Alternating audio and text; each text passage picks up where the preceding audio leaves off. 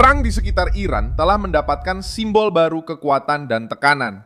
Dan pada hari Senin, 20 April 2026 ini, fokusnya tidak lagi hanya pada kapal, rudal, dan blokade. Yang menjadi pusat ketegangan sekarang adalah kecurigaan bahwa Amerika Serikat telah mengoperasikan di wilayah tersebut sebuah sistem yang begitu rahasia hingga belum pernah diakui secara resmi. Drone RQ-180, sebuah platform pengintaian siluman yang dalam dokumen publik praktis tidak ada. Inilah inti dari kasus yang menjadi sorotan dalam beberapa minggu terakhir. Apa yang sebenarnya terjadi?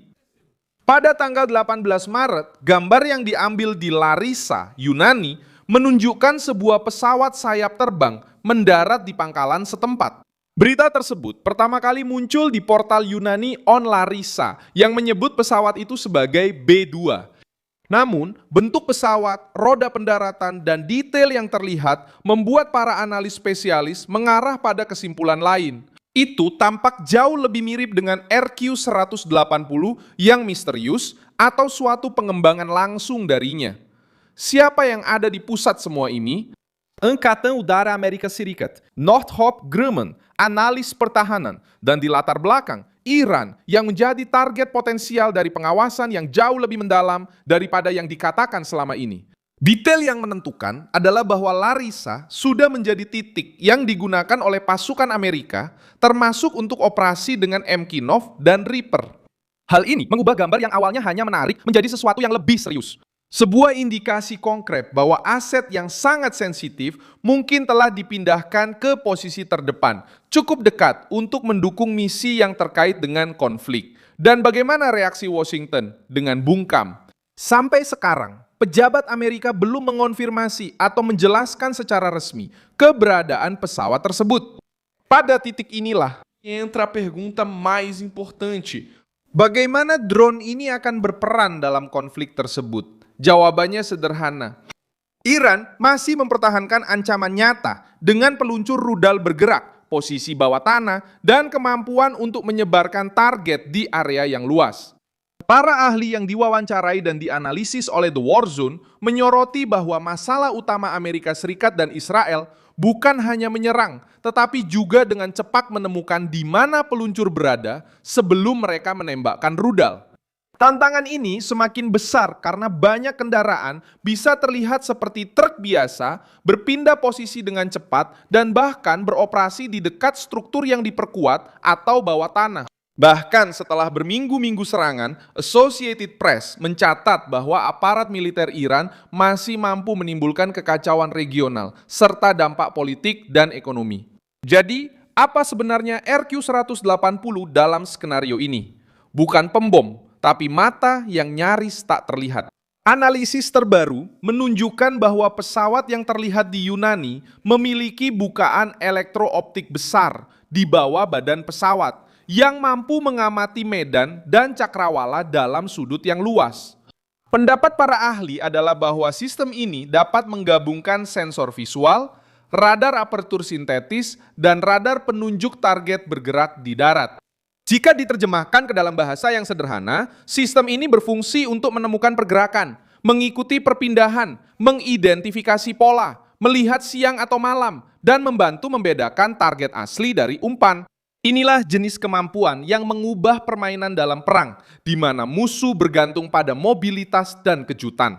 Dan hal itu menjadi semakin jelas ketika kita melihat rancangan misinya.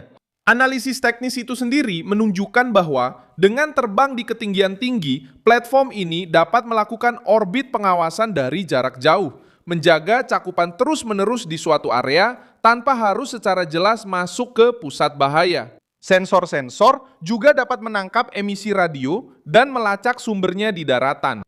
Ini berarti bahwa alih-alih hanya melihat satu target, sistem ini dapat membangun gambaran lengkap pertempuran secara waktu nyata dan meneruskan data kepada pihak yang akan menyerang.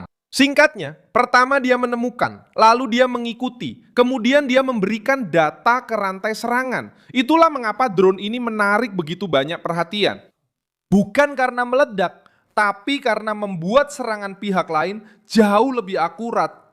Siapa yang sudah lama mengikuti topik ini tahu bahwa RQ-180 tidak muncul begitu saja.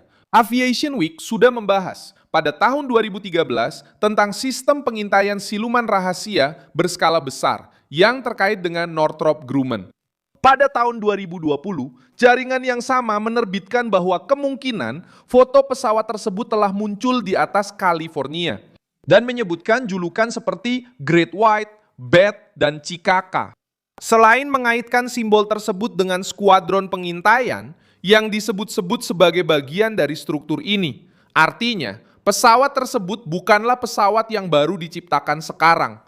Yang berubah adalah, untuk pertama kalinya, pesawat itu tampaknya keluar dari bayang-bayang dengan cara yang jauh lebih terlihat, tepat pada saat tekanan terhadap Iran menuntut tingkat pengawasan yang sangat tinggi. Ini juga membantu menjawab alasan politik dan strategisnya. Jika Amerika Serikat benar-benar mengerahkan aset ini untuk beroperasi di dekat teater operasi Iran, pesannya sangat kuat. Washington tidak hanya berusaha menghukum Teheran dengan serangan dan blokade. Mereka akan berusaha menguasai medan perang yang tak terlihat, melacak, memprediksi, menekan, dan mengurangi peluang kejutan dari bangsa Iran. Hal ini sejalan dengan situasi saat ini, di mana pemerintahan Trump terus memberikan tekanan militer dan finansial secara bersamaan, sementara negosiasi tetap rapuh, dan resiko eskalasi baru masih mengancam Selat Hormuz dan seluruh kawasan. Pada akhirnya, ceritanya bisa dirangkum seperti ini. Yang muncul adalah kemungkinan bukti bahwa Amerika Serikat sedang menggunakan platform intelijen siluman dengan tingkat kecanggihan yang sangat tinggi. Yang menggerakkan semua ini adalah struktur militer Amerika dan sekutunya dalam kampanye melawan Iran. Dengan perdebatan yang masih hangat hari ini, pada 20 April 2026 yang berhubungan langsung dengan konflik Iran.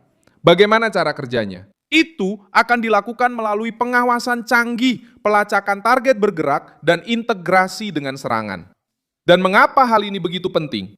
Itu karena Iran masih memiliki kemampuan untuk bereaksi, dan karena perang modern tidak hanya bergantung pada kekuatan brutal, tetapi pada siapa yang melihat lebih dulu.